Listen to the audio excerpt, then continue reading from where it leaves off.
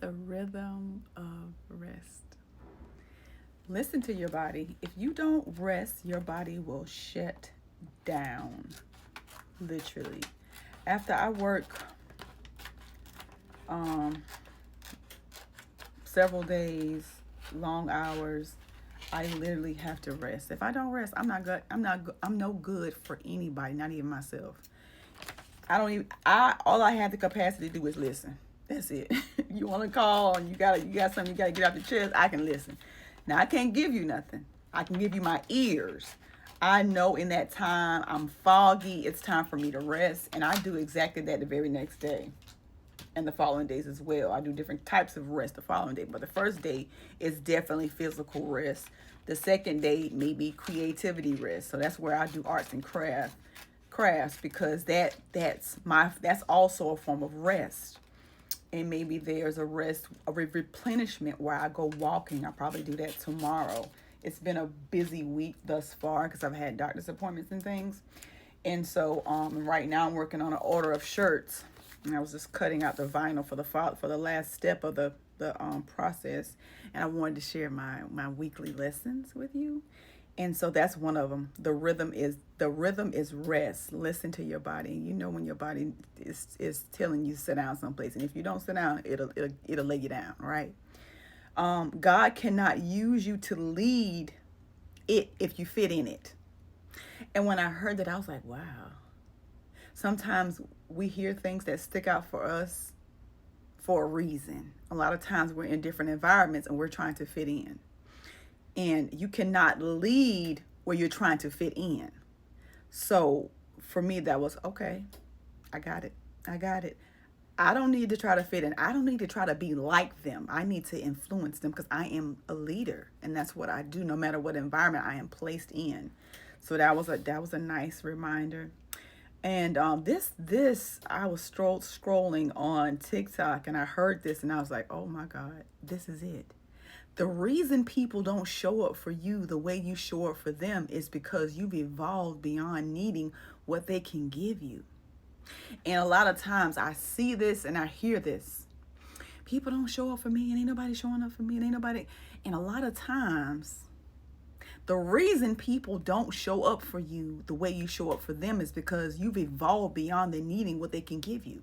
So even if they showed up, it would not help you. They cannot help you because you've evolved beyond needing what they can give you. Now I'm just gonna let that do what it do. Let it marinate, process that, rewind that, take it all in. Cause I had to. I was like, oh, hello. Okay. And this one right here.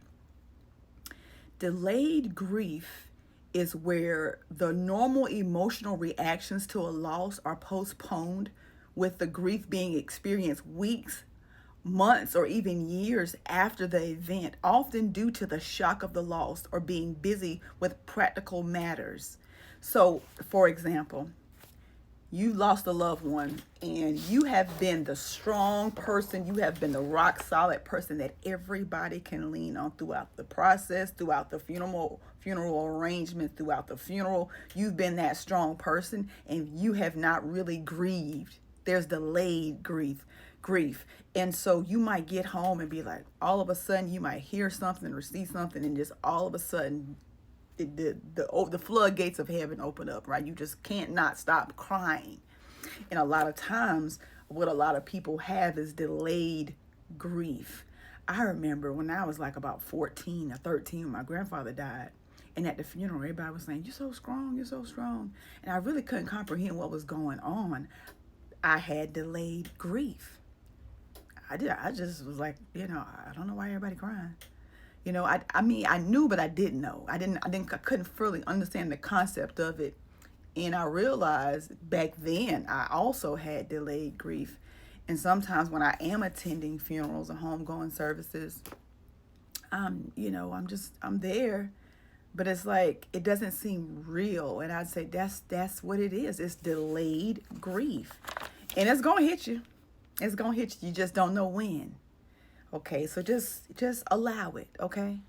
And understand that it is okay to grieve. And grief doesn't have an expiration date, okay?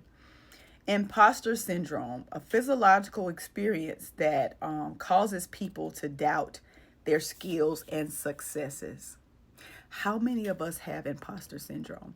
There's certain things that we know we're supposed to be doing, but we don't believe we are equipped enough to do it.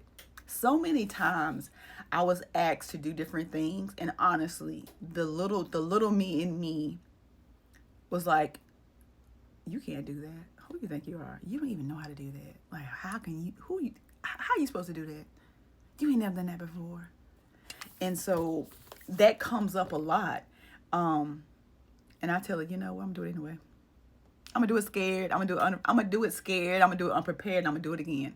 It doesn't have to be perfect for you to show up or do it, okay? And a lot of times we don't want to do that, right? When it comes like this right here, a lot of people do not want to be on camera. You know why? Because the negative chatter is loud.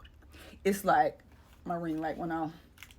It's like well, you know, look at your hair, or look at your nose, or look at your lips, or listen how you sound. Well, you don't have this, and you don't have, like, it's gonna give you all the excuses why you shouldn't do it, and you do it anyway. You do it anyway. Some people don't want to do this. Don't want to get in front of camera and talk. I have zero problems with that. You know why? Because I've been doing it. So it doesn't get any easier. I'm saying it doesn't get any easier, but nevertheless, the voice gets lower and lower and lower each time you step up and you step into that thing and you do it. So I don't know who this is for, because this isn't even on my notes. As you can tell, book is closed. Do it. You don't have to have all the things you need to have to do it. You don't. I met a young lady yesterday, and literally, she was blowing my mind. She made my baby and me leap. I'm not pregnant physically, but you know what I mean. And there's things that I want to do, and I'm just like, okay, so what does that look like? Because I don't know. And she gave me some wonderful advice. She gave me some tips, and I'm going to try this new thing.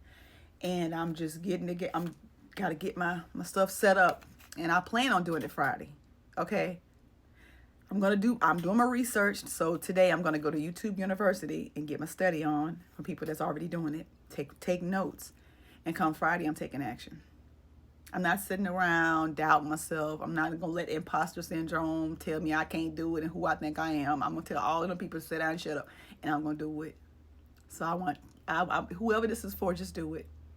You've been sitting on it for how long? We're going into a whole nother quarter, the last quarter. It ain't over yet. You still got time to do it.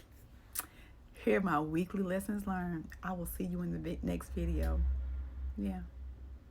I have a masterclass coming up on September the 26th.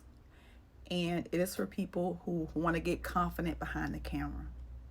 I'm going to give you tips and tools that I use to build my confidence behind the camera, because you got it in you. Just need to be tapped into.